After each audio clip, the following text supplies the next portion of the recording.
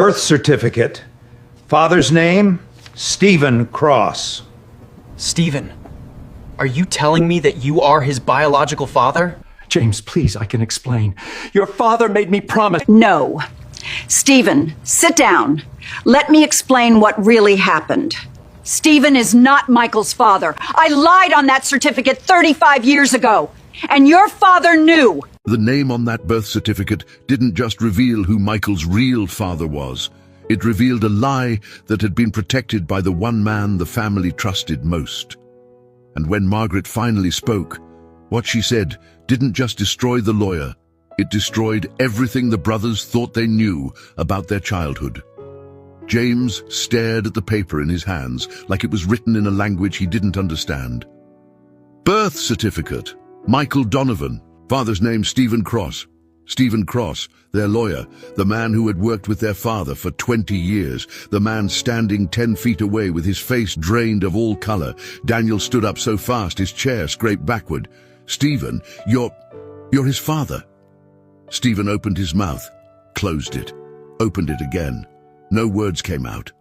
Michael didn't move. He sat frozen in his chair, staring at Stephen like he was looking at a stranger. How long have you known?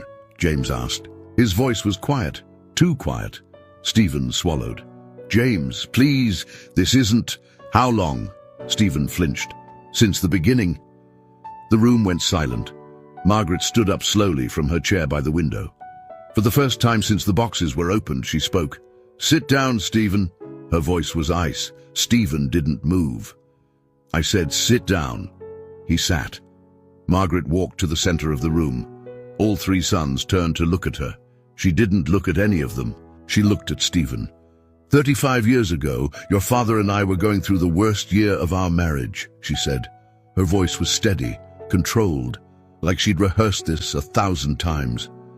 He was building the company. He was never home.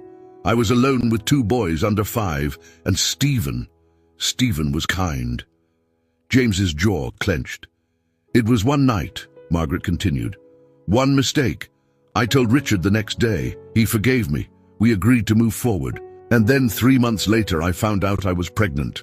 Michael's hands started shaking. We didn't know whose child it was, Margaret said.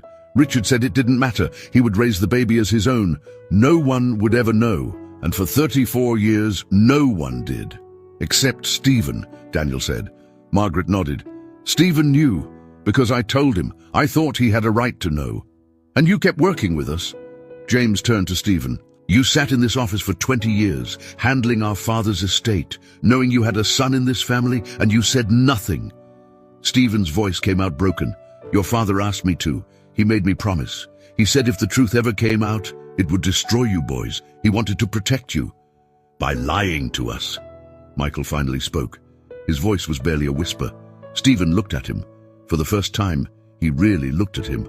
And Michael saw it. The resemblance he'd never noticed before. The same grey-blue eyes, the same narrow nose, the same tilt of the head. I wanted to tell you, Stephen said. 1,000 times I wanted to tell you. But you didn't. No, I didn't. Margaret took a breath. Your father sealed those boxes 6 months before he died. He told Stephen to deliver them after he was gone. He wanted you to know the truth. But he couldn't face you while he was alive. James looked at the DNA test in his hand, then at the birth certificate, then at his mother.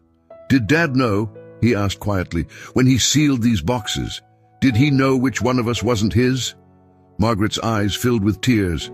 Yes. And he chose to tell us like this? With boxes and tests and a lawyer who's been lying to us for 30 years? He thought it was the only way. James stood up. He walked to Stephen. And for a long moment he just stared at him. Then he dropped the birth certificate on the desk in front of him. Get out. Stephen didn't move. I said get out. Stephen stood slowly. He looked at Michael one more time, opened his mouth like he wanted to say something, then turned and walked to the door. But before he reached it, Daniel spoke. Wait. Everyone turned. Daniel was holding something. A second piece of paper. From the bottom of Michael's box. There's more, he said quietly. He unfolded it, read the first line, and his face went white. What is it? James demanded. Daniel looked at Margaret, then at Michael, then back at the paper. It's a trust document, he said slowly, dated 6 months ago, signed by Dad. What does it say? Daniel's voice cracked. It says Michael inherits everything. Do you want to know why Richard left everything to the son who wasn't his? Comment part 3. Because what's written at the bottom of that document will change everything you thought you knew.